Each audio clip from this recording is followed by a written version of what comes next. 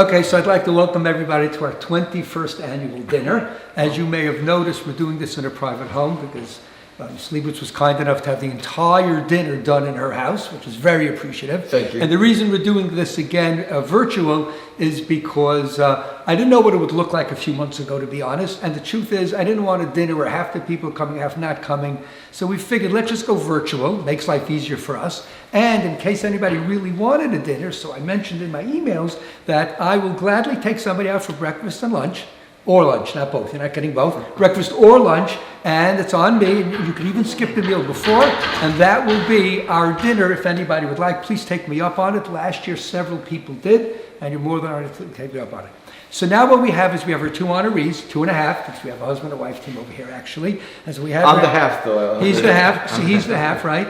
Not the better half, certainly. We don't want to do that. We don't do that. So this is David Wanounou, and he has titles.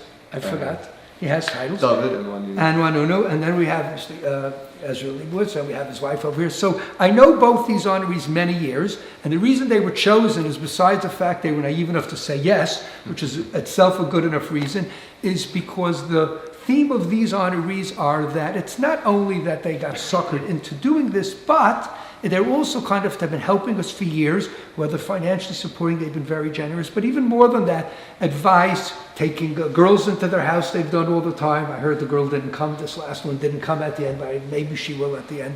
And this is what we've got. So it's family this year, our honorees, which is really good, and we tremendously appreciate it. And with this, I don't know, tell me what you think of Areivim. That you could say in public, obviously. Don't say what you can think of Areivim in public. That's not good. If you have anything, you want to give me a life story or something, let's just see what we've got. I'll let you start. You start off with your home. So it's an organization that doesn't have all these fancy buildings and people running it. It's Rabbi over here running it from the beginning to the end, doing the small and large things, and you can call anytime, and you get help without asking questions. The questions come years later. Why you called me? We've dealt with the rabbi for many years, and without any questions at any time, and it's amazing to see people doing it with no recognition. I want to tell you an interesting thing. The challenge we have is because people will, when we fundraise, some people will say, like, well, what do you do? So I tell them the following description. I say, we have a residence, we have boys in our house, and when they come at the end of the first week, or during the first week, and maybe the first 10 days, parents say, so did he come to Shachris? Well, no, he didn't make it. Did he get it? No, he didn't. So after a week, they tell me, so what am I paying for? What are you doing? And I say, listen, the truth is you're paying for a lot of nothing. We just do nothing very well. And then I say, just give me a few days, if you don't mind. They call me back a month later, and I've had this 3 times with parents. I still don't know what you're doing, but keep doing it. Because for some reason, the kid's saying please and thank you. For some reason, he actually got a job. And when he comes home for Shabbos, he's actually quite pleasant. They then remind me that it doesn't last for more than 12, 14 hours, the pleasantry, but that's fine. And that's really a big thing. There's not much going on, and at the same time, underlying, I think there's a huge amount going on, and you could see it by the result of it. And while we don't have much of a campus, like you said, we deliberately have 3 separate houses with boys, so that this is a little firmer, and this one's a little more attitude-ish, and this one I still have to worry about public Shabbos. And between each one, I don't ruin anyone, they don't overlap. And it works out really much better, even though I couldn't find big houses where I live anyway, but it works much better, and it feels more like a home. It serves individually to each and every person. Everyone, that's right. So I would actually take it what you were saying, because I agree 100%, take it sort of to that next level. You and I must know you now. This is the 21st century, so it's probably over 20 years now. Oh wow! Pretty much, yeah. Yeah, I remember. I guess a big thank you to Ruben Weinstein. Right, he introduced us. Ruben Weinstein introduced. This is literally 20. It has to be. I think you were around for 4 months when I got. Ruben told me this has just got started. You got to meet this man, and if I tell you the way he described you, it's literally to a T. A lot of it when you know Reuven, like you got to move it. You got to meet him. You just got to meet him. Tell me when I start blushing. Then you stop blushing. You have the beard, so it's protecting it. But there are very few, and I apologize saying this in front of you. There are very few real people. You are really a real person. There's no, you met him on a bad day. This is not really it. You really, it's just real. Everything's just sincere, and like you said, there's no fanfare. You're not coming into this marble building, fancy designs, not knowing what to expect. And he never sugarcoats it. He says Never it as it is. And you don't find that much out there like that, or any real. I never sugarcoated with you? Nah, straight. No, but it's real. That's really what it is. It's just real. What you see, what you speak is really what you get. And there's nothing more than that. I don't want to say everything in front of you, like the real feelings, but I could leave the room. You can, but you're going to see it on camera afterwards. Yeah, so and the main thing is, a lot of people do organizations. Yeah, call me. I'll call you back, or call me back in an hour. When Rabbi says he'll call back, he calls back. And I can tell you personal experiences on more than one occasion where I've called you at 1, 2 o'clock in the morning, and you put me on hold because you were dealing with something else and told me you're going to call me back. It's not an uncommon That's the old days. I'm sure it's the old days. That's the old days. Look, one of the former people who were involved, I guess we could also mention names. I remember Jeff Weisskopf had given a story while he was active on Hatzalah, where they were having a problem with a particular youth, I guess you can say, and they needed somebody dealt with, and it was the middle of the night. It was one of those fakakta hours of the day. And none of that soul members knew what to do. And he said, "You got to call Rabbi Gluck. He's going to be." And they got through to you. Look at that. Exactly what the advertisement was real. What they said about you was actually there. I do have to mention one thing. This Avi Lera, our social worker, he's with us 8-9 years. He's not here now. He's a quality guy as well. It's really not just me. You three happen to know me. Then there's Yehuda Friedland, works in the office and does a lot of things. There is a very nice team. Then we always have interns, social workers. And we also always have alumni who then work with us, and that's constant. So a boy comes at 18, he's now 21, and he's still in the house, but instead, he's actually helping with the other. And one of the things is we're a closed, what's called a closed unit in energy. They use it like closed loop. A closed loop where the people that we help then come and help back. I had once a student, he asked me to check his mezuzahs, okay? So I checked the mezuzahs, can I give you $50? Tell me, I don't want $50.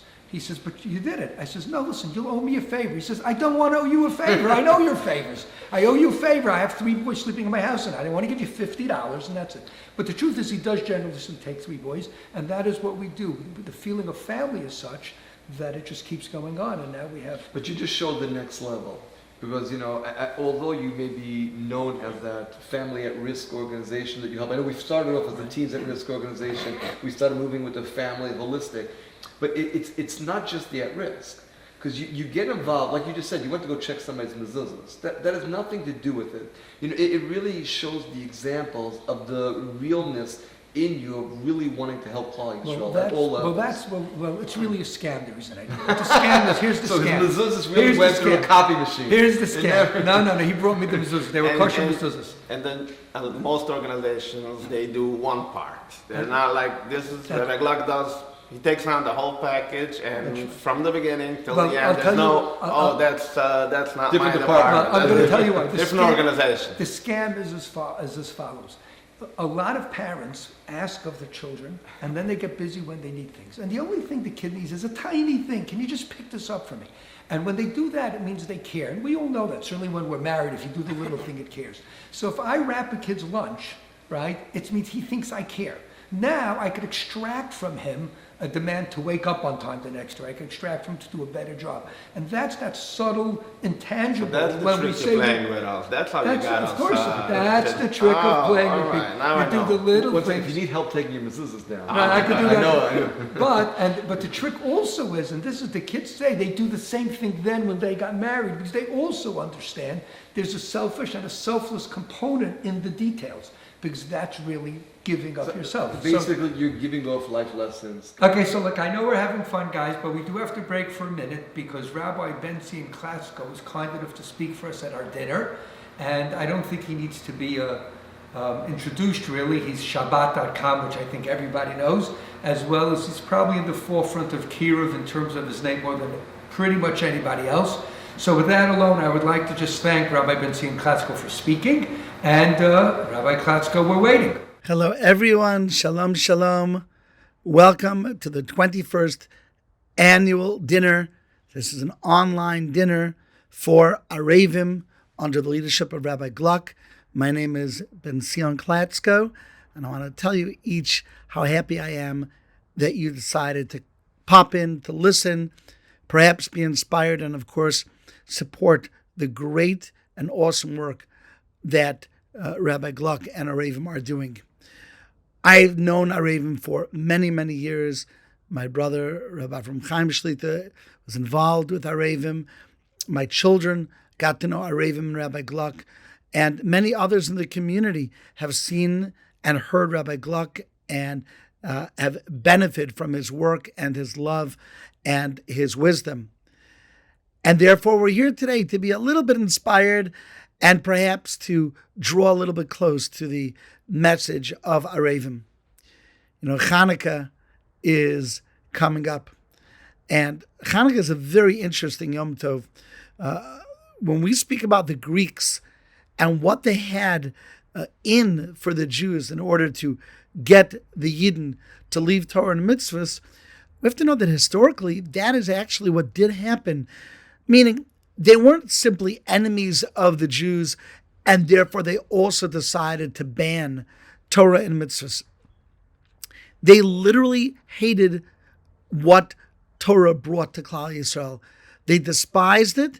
They believed that Greece had the answer to humanity's woes, and what the Jews were doing was destructive to humanity and certainly a great threat to the Greek culture, the Greek message, and the way of life. And therefore, we know that they banned three things. There were three gezeros that were made against the Yidden. And let's discuss these three. One was, of course, bris milah. They said it's forbidden to give your child a bris. We had that recently in Russia. We had it, of course, in Germany during the Holocaust and other places. The issue of bris milah comes up, and those who have it in for the Yidden, they will create gezeros and not allow the Yidden to give a bris milah to their sons. Then they asered Shabbos, no keeping Shabbos, no meal on Shabbos that's special, that involves Kiddush, the malachas on Shabbos, no keeping Shabbos. And then they asered Kiddush HaChodesh. They asered declaring a new month through looking at the moon. Now, understanding Greek theology, the first two gezeros make sense. It makes sense that they would be against bris milah. They believed the body is a temple. They believed that humanity and nature and human beings in particular are the epitome, the essence of what beauty is. And therefore, for a Jew to go and mutilate their children, and even more so, separate themselves from humanity, from the rest of the world, they despise that. Stop doing that to your children. Stop being such separatists. No more bris milah. Okay, that actually fits into what we understand was the Greek philosophy and how they lived their lives. Shabbos. They hated the concept that a Jew can take one day from the week and separate it from all the rest of the days. Why Shabbos? Why not Tuesday? Why not Thursday? Naturally, they look the same. If you look outside, you couldn't tell if it's Sunday, Monday, Tuesday, or Friday. So why should we separate Shabbos? It was another thing to separate the Jewish people, and the Greeks, they hated that.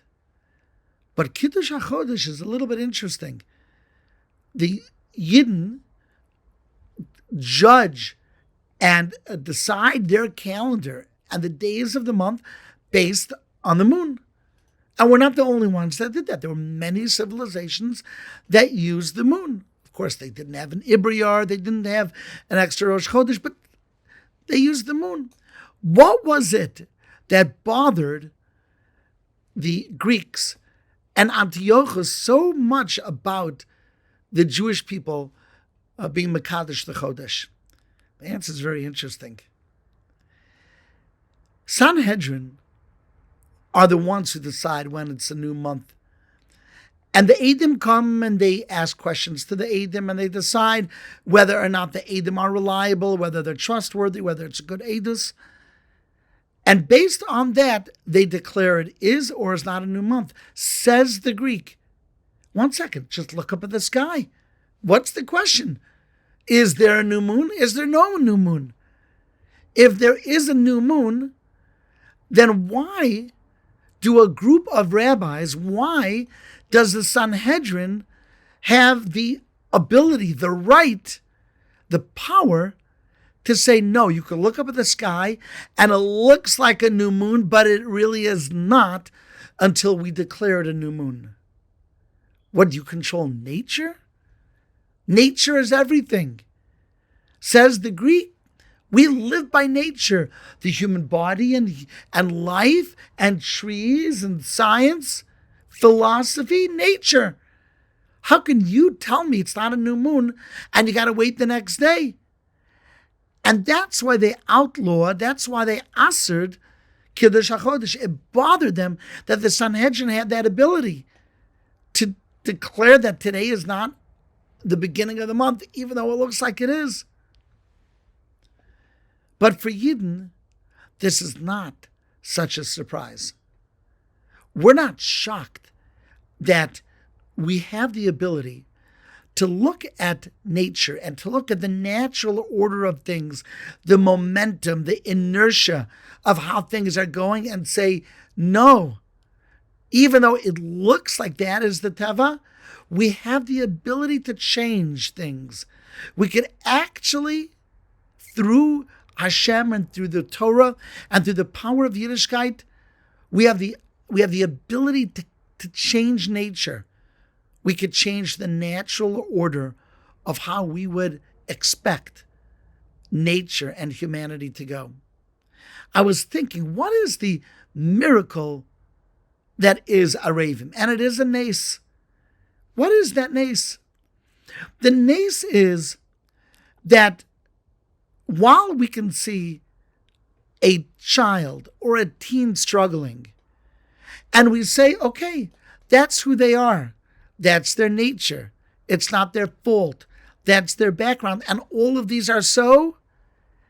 Even so, we have the ability through our connection to Hashem, through the wisdom of the Chachamim, and through the love that we have for every single Yid, to bring them back in the cocoon, in the embrace, in the warmth of Yiddishkeit. And more than that, they shouldn't be damaged, and there should be no mum in them. The opposite, through normalcy and through the outreach that Areivim does in the most subtle, in the most natural way, nisim occur. You know, on Chanukah and on Purim, we say a bracha. The bracha is She'asa nisim la'avoseinu b'yomim ha'im b'zman hazeh. That you made nisim la'avoseinu, to our forefathers. So the question is, why don't we say that bracha on Pesach? The B'ditchever asks this.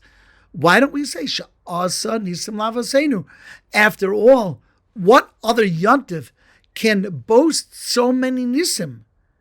The makas b'chayris, splitting of the sea, the yabasha and the yam, the nisim that's so obvious, that's the yontif we should make a bracha. And yet we don't.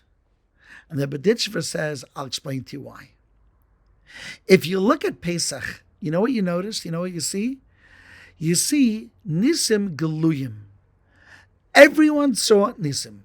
If you were there, if you were any Egyptian, if you were even a Shvi in the Beis HaSohar, you were able to see nisim. And if you were a Bechor in the Beis HaSohar, you died even if you weren't Egyptian. The scream by Makas Bechoros, the great civilization that lasted 1,000 years, Egypt brought to its knees, historically speaking, for the next 150 years after the Jewish people left Mitzrayim. Mitzrayim became irrelevant. It became a third world country. Everyone saw it. Everyone knew it. Namogu kol yoshvei Canaan. Everyone knew when the Yidden come, it's over. Hashem is with them. That is not such a chiddush. Do you know what a chiddush is? Chiddush is when you see the Maccabeim and they're fighting the Greeks, and there's no question that the Greeks outnumbered them. But the typical guy can say, yeah, but stuff like that happens. Sometimes you've got a great tactician. Once in a while, you've got very brave and courageous soldiers with tremendous arms and weaponry and the element of surprise, and they're able to defeat a greater army. That stuff happens. It's strange. It's not what you would expect. You wouldn't bet on the minority. You would bet on the majority, but still, it happens. And if the guy sees it, he says, I don't see nace. I don't see miracle. And certainly, the oil in the Beis HaMikdash, not a single guy saw it. Most Yidden didn't see it. It happened in the Beis HaMikdash. Purim. Again, what happened? He married a Jew. So he married a Jew. That, she had sway over Achashverosh, and the story. She got him to turn against Haman and to turn against the enemies. Where is the miracle? And you have to be a Yid. Banim atem l'Hashem Elokeichem. You have to feel that paternal love to say, you know what, Hashem?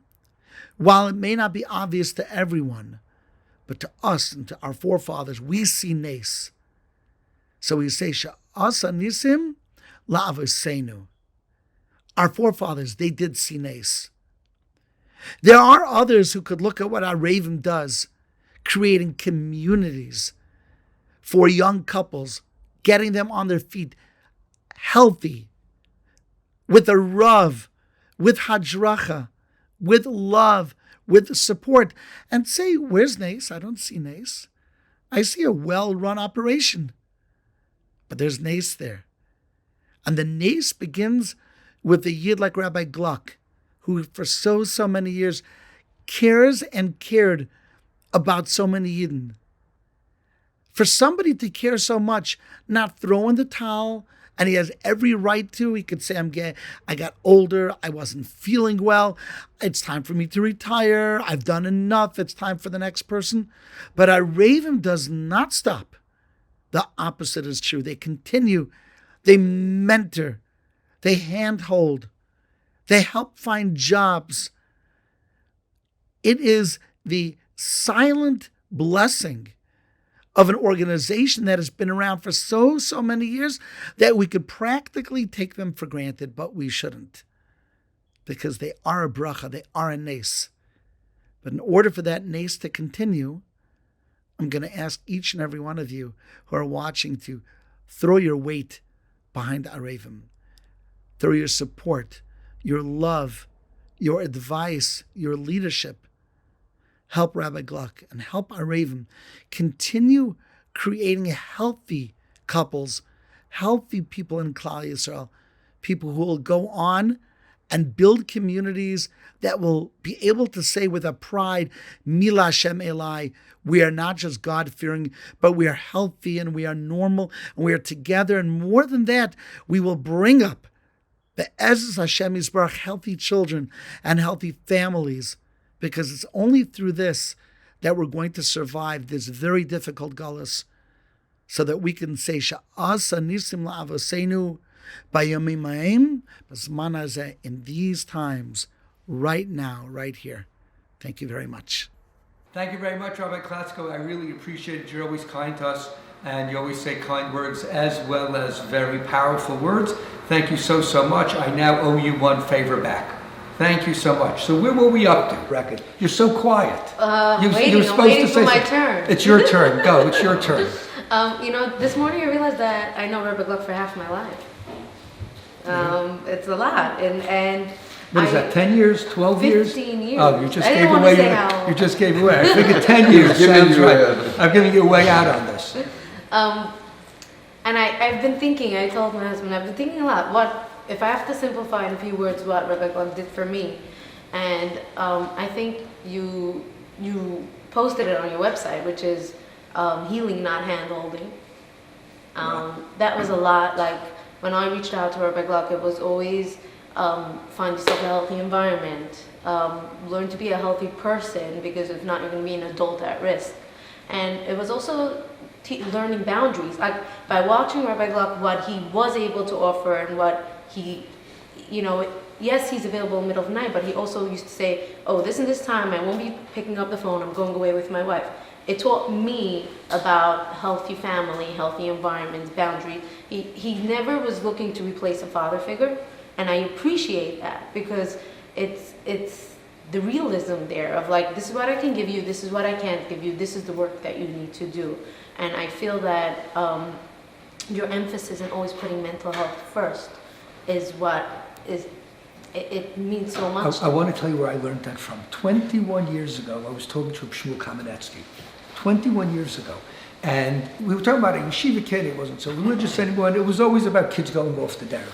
21 years ago, he told me as follows. He says, it's not about Yiddishkeit anymore. He says, it's all about mental illness now. And it struck so that even though the behavior seems to be a behavior of Yiddishkeit angry, it's all fallout. What it really is that they lack self-esteem, they lack self-image, they lack purpose, they lack a healthy environment, and it's all about mental illness. It's not about which is more important. Like a lot of parents say, what, you think it's more important than Yiddishkeit? What's more important than Yiddishkeit? It's got nothing to do with which is more important. It's about A has to precede B. And what you really do is you create healthy people, and then they will gravitate towards the parents' level of Yiddishkeit, halfway, a quarter way, all the way. Sometimes they go more. I know a kid who had like the good European family, the fanfare, the show, and to rebel, he went to Philly. He became Verfront Litvish to get angry. So right wing doesn't necessarily do it either. It also wasn't a healthy state of mind, don't get me wrong. Right. But what it is it's you make them healthy, and then things fall into place after that. Right, but you taught me mantras like, how do you say it? Nice people, you finish it. Nice people, which one? You said nice people did a bad thing, or something like that. Well, something, okay, I don't remember that one. But the best one is like, stinky, stinkier, stinkiest, right? Well, let me tell you what that means. She didn't say that one. But I said, well, you got to say that right. So you corrected on... Sometimes, I did it on a Torah anytime, I think. Right, I'm not that dignified in Torah anytime as much as I should be. But anyway, what it was... for the record, correct it. Oh, I'm going to correct for the record, correct. So what I say, sometimes parents, and I give them a school placement, a suggestion. And they say, but there are problems with this suggestion. I go, it's quite true. I said, but let me give you a life rule. It's a mantra of mine. I go, sometimes in life you have three choices, okay? Categorical three choices. And I say, you need to write this down, but you won't remember this. So they think I'm going to say something really serious right now. And then I tell them, okay, you're paying attention? They go, yeah. I go, stinky, stinkier, and stinkiest, which means sometimes your decisions are within a group of not good ones. Right? But now you got to take the least bad decision. And then from the least bad, you could hopefully hone it and tweak it and it gets a little better. And in life, you're going to have to do that. People afraid to make a decision because they don't have a good one, ends up with nothing. But if you take a bad choice, which we will affectionately call stinky, you take a bad choice, and then what happens is you do well with that, and then you can move up and you can move up. Those that refuse to make the leap to a bad choice end up having to go with worse and worse choices as they go. So that's one of my right. But, and also for the record, how I met Rabbi Klatsko is Rabbi Klatsko writes in a newspaper, and I sent in an anonymous letter at the age of 15 without a return address. And the next week he wrote his cell phone number in the newspaper saying somebody has been trying to reach me. Right. How do you like that? Isn't that cool? Right. Should give you some other things to advertise. Isn't that cool? Have that kind of right. That's what happened. That's actually what happened. And it's amazing how 15 years later we're still right. One of the things since it's family, right? I've leaned on this family for favors. They've taken girls in the house and so on. It's family, and if you're always there, and that's but that's the cycle that you created, which is the beauty. That's right. Closed loop system. That's the closed loop. That's right. I don't think people ever understand that. That they're planting seeds. I mean, people can only appreciate tangible steps. In other words, we find a school, we find a job. They don't understand that it's about in time. Right? Like for instance, one of the things I say, you want to help your kid. There are three things.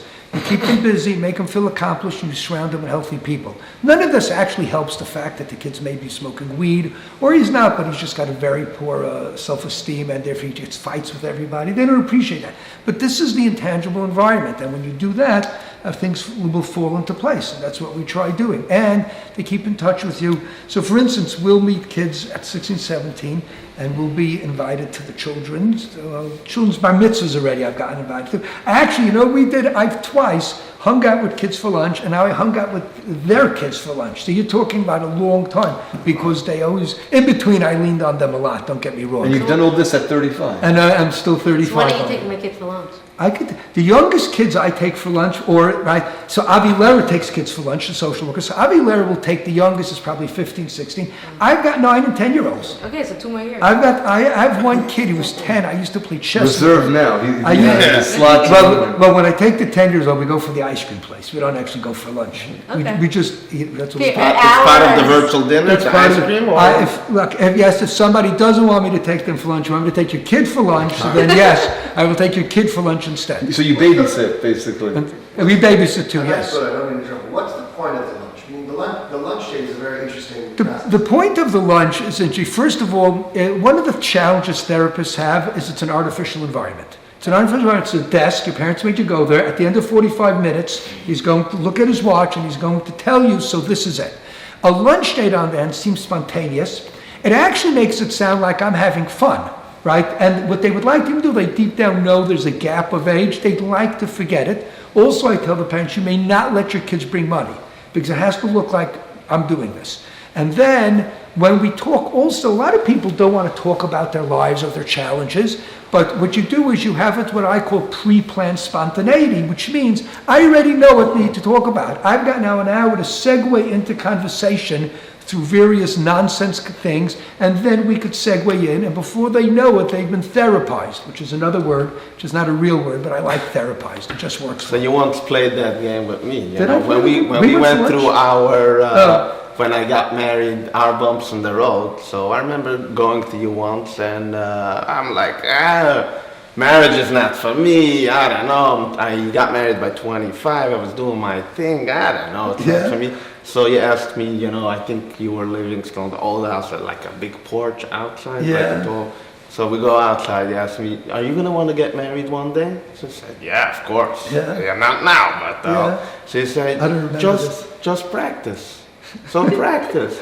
So that's what I'm doing. We're married 10 years. And since that conversation, I'm practicing every day. Some days it's easier, some days it's harder, but it was great advice. So thank you for that. I'll tell you where I had that conversation often. I have a guy whose wife throws him out of the house. Okay, because as I got older, and as teens at risk become young adults at risk and adults at risk, so I'm talking to him, so the wife throws him out of the house. I say, you need to do this right. He says, it's not going to help. I said, it may help. And if it doesn't help, at least practice for the next wife. You don't want to do this for the next one, right? And I have to tell you, the 4 or 5 times I've said it, all of them worked. One of them 10 years later is a challenge again, to be honest, but all of them worked. Stop practicing. Well, that's maybe so. But the point being that, there's a lot of practical advice that people know themselves. My mother should live in Ruchy. She always used to say, everybody needs a therapist. Healthy people are their own therapists. We just we show you how to walk it through yourself, and then you figure things out from here, because if we give enough life skills, you could exponentially mix them together and they grow into many, many more, even the ones that we never interacted with or had conversations about.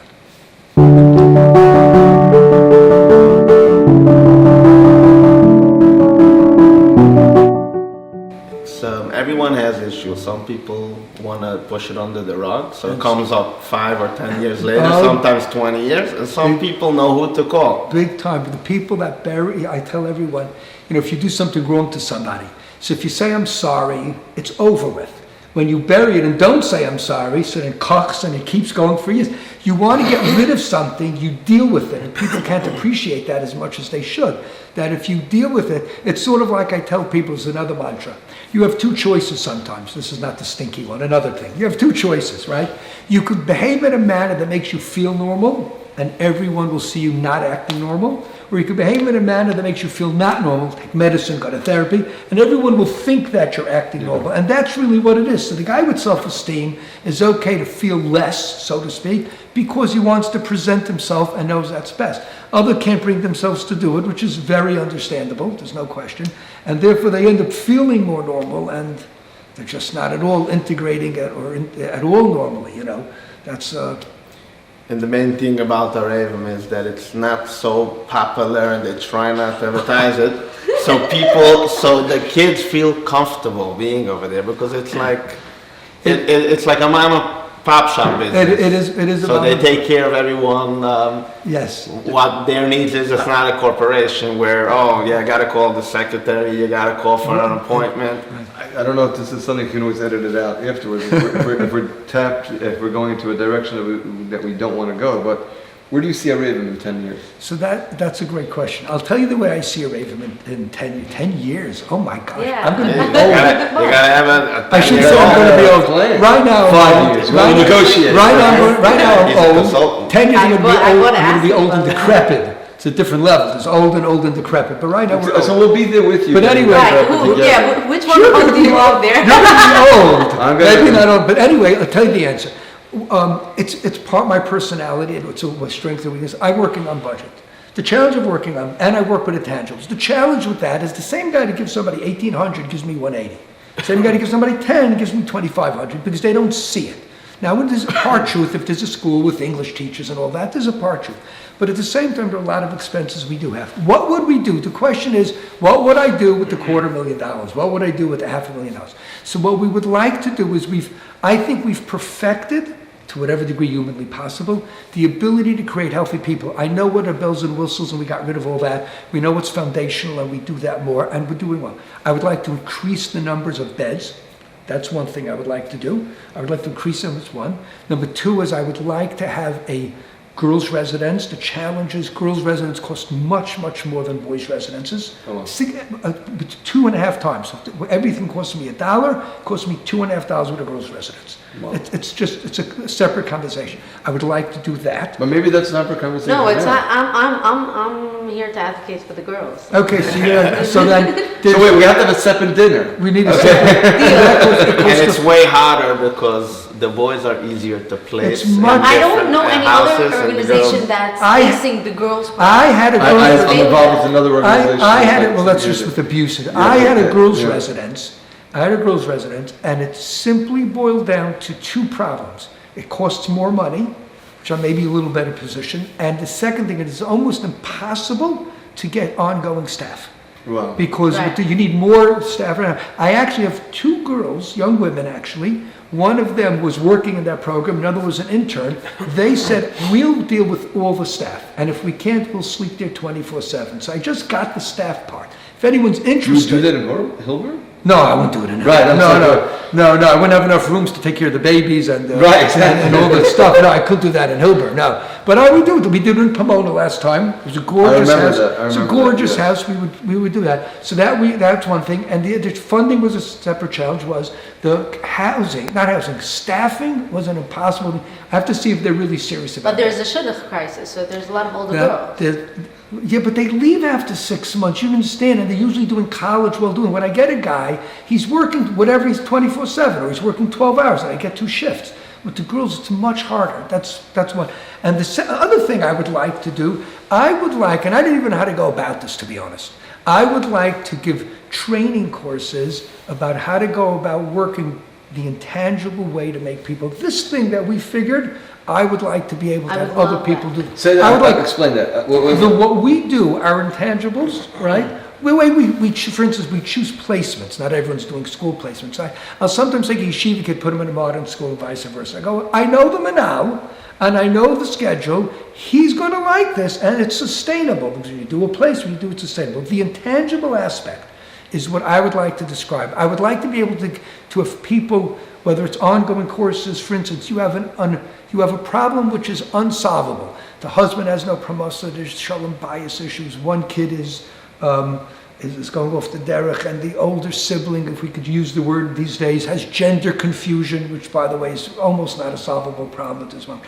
And it becomes, they call me, they say, I was told you could manage unsolvable problems, which is a nice compliment, sometimes true, sometimes not. But then what we do is there's an art in breaking it into 4 separate problems. Each one now is slightly manageable. Deal with each one, right? And what we'll do is we'll get someone to write a resume, tell them to a coach, show them by maybe I will So do you somebody want else. to train future Rabbi Klatsko? I want to train people to approach it with these advantages. While they may have their own approach, which is also effective, there's no question adding this would do it. I would like to do that in a structured So way. what's involved in getting it started? I don't know what's involved in getting it. Give us some tips. Yeah, but the Right there. foundation What we of shouldn't do. that is what you did before Rosh Hashanah, those 30 days. Those 40 days. that was very powerful. Yeah. That very actually worked. I'm a little behind on the Me mantras, too. but so far it's really that great. worked well. Yeah. Yeah. As my mother would say, "Suffering." I lucked But out. I Or want to read you a text somebody sent me. A girl that you met. oh no, You guys talk me. we should talk while you're looking for it. We don't So, have to but talk. that sounds like a goal that can happen. That's something, right? But you need somebody to do the marketing, and then you need, it's got to. I would help you with that. It's gotta be I done would help you market. with that. Tell me what.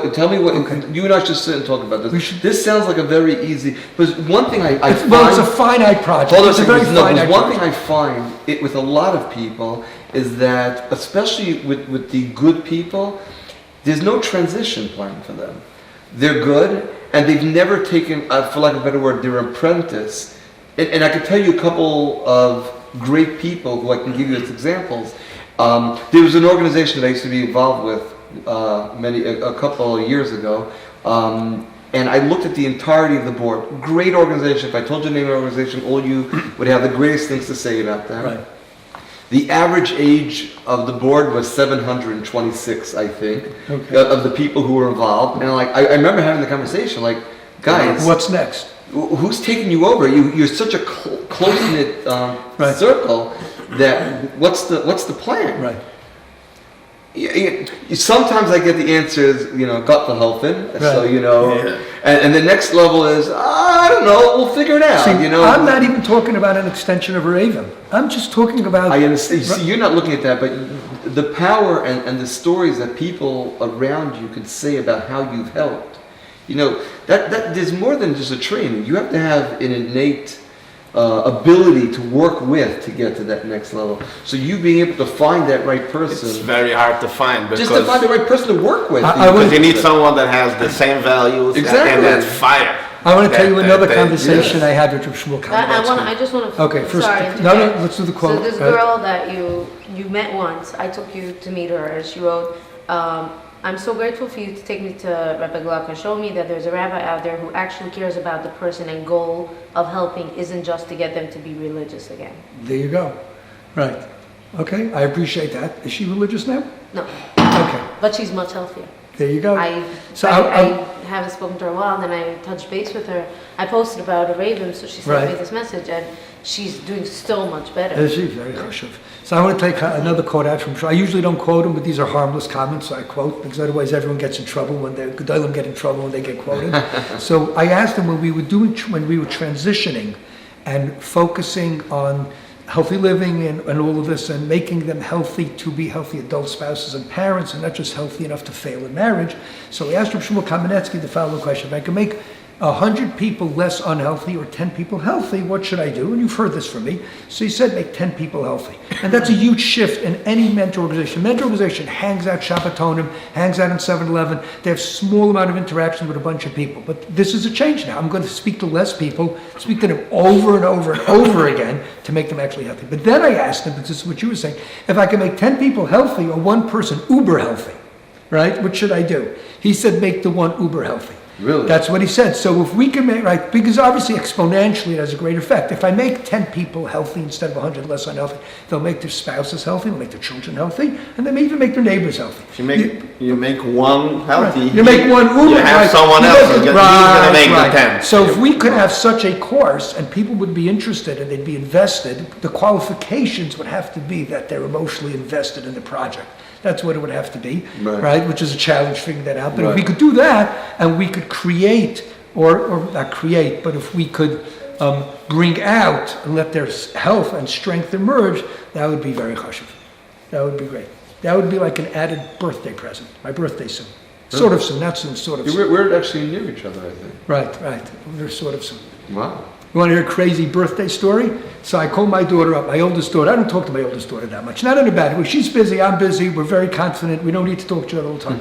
So I call her up and I say, hey, how you doing? She goes, why are you calling me? So I go, I'm calling you, I said, because it's your birthday. She says, oh, I forgot. How did you know that? I go, because it's my birthday too. She goes, oh, I forgot. Happy birthday. And we hung up. And that was it. And we talked 6 And minutes. that's true healthy living. I want to tell you, I tell people all the time, obviously families need to talk a lot, and many. There's nothing wrong with that. But I tell them the need to come over and all that structured get together. And if you didn't call Erev Shabbos, right? I says that's what you call artificial closeness. On the other hand, and we've done this 2-3 times, we didn't talk to each other well, and then not a WhatsApp, I know a WhatsApp I mean, but a text went out. We need here, now I'm exaggerating, 3:23 a.m. Tuesday morning, everyone was there. It wasn't literally 3:20, because that is closeness with confidence. And it's a huge different type of relationship. It's huge. So I consider myself very fortunate. Wrapping up, I think I've done this quite often by dinners, and I'd like to say it again, and that is just several parts of this. One is, we would love your support. Whether that's financial, of course we'd like financial, but there's a lot of other, there's networking, there's logistics. One of your friends that was kind enough and gave a donation in your honor said he's on board if I need things. He doesn't know what he could do, and I told him we'll be in touch after the dinner, and that's a davar chashuv ad ma'od, because there are people who could be as helpful. It's worth not only donations, it's worth the yishuv adas of knowing I have a piece cut out that somebody's dealing with. That's number one.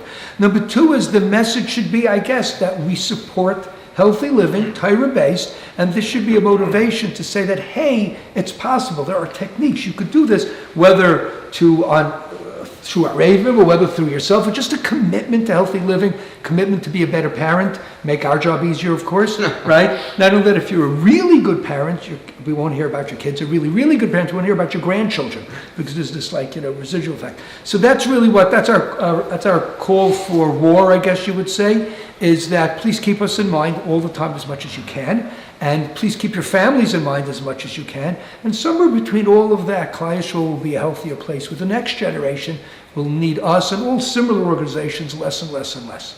And I appreciate everybody coming. Yeah, but you always end your mantras and your Right. 40 days with your phone number Oh, and your email address. right. Come on. And Usually I say, the message was simple, the application is complex. Right. That's how we If you always have end any it. other- Right, please call me, all right. It's no longer than a 7-minute conversation. There you go. There you go. So that's wrapping up. And I appreciate everybody coming, right? Especially all of us. This was like a big crowd this year. Appreciate everybody coming. Don't bring in the food yet. Not yet, no food yet.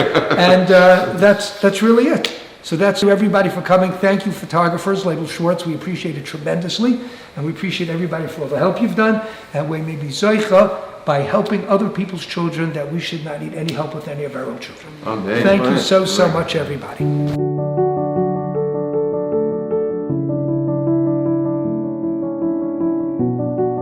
So if we're going to be wrapping up, which is sort of that time, when we do live dinners, Okay, you'll have to do it again, when- because he's walking. I don't know what's going on with this guy. I don't know what's going on. Cut two. Cut Yeah, to we'll right. see you walking off camera when he says we're wrapping up. Right, no, he's right out there. There you go. And next thing you know, all you see is the top, but he's wearing shorts on the bottom, you know? There is a Zoom. story, there is a date story when a guy did a Zoom, and then he said, I want to show you something, and he had a shirt and a tie, and So I told my son-in-law, There is a- no joke, my son-in-law does men's custom clothing. A lot of this is his. I don't think this one is his. Oh, we need the number. Yes. So I told him, I said, when we were at the peak of Corona, I said, you really got to start a whole new clothing line. Right. And it's a Zoom clothing line. Right. Jacket, tie, Right, shirt, but Comfortable shorts. And went to go a bathing suit, whatever it is Right, that you want to right, wear right. after that. But like Sweatpants, nothing, yeah. sweatpants,